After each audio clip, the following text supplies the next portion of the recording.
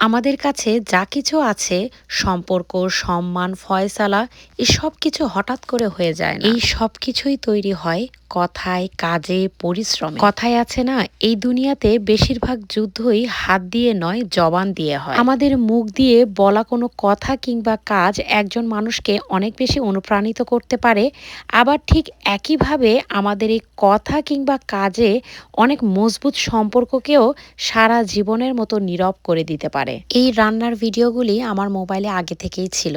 ইদানিং আমি রান্না করাকে অনেক বেশি মিস করি। পা ভেঙে দিনের পর দিন এভাবে বসে আছি, জানি না আর কতদিন আমাকে এভাবে থাকতে হবে। কিন্তু যখনই আমি এই ভিডিওগুলি দেখি তখন মনে মনে ভাবি, আমি কি সেই আগের মতন সবকিছু করতে পারবো? রান্নার এই ভিডিওগুলি দেখতে দেখতেই চলে এলো আমার আব্বার ভিডিও। এটা প্রায় বছর খানেক আগের। আমার আব্বা তখন আরো একটু ভালো ছিলেন, সুস্থ ছিলেন। আব্বার এই ভিডিওগুলি যখনই আমি দেখি তখনই আমার বুকটা একদম ফেটে যায়। আমার আব্বার জীবনের সব থেকে প্রিয় ছিলেন তার নাতি নাতনিরা। আশা করি আব্বা যেখানেই আছেন অনেক ভালো আছেন। সবাই আমার আব্বার জন্য দোয়া করবেন।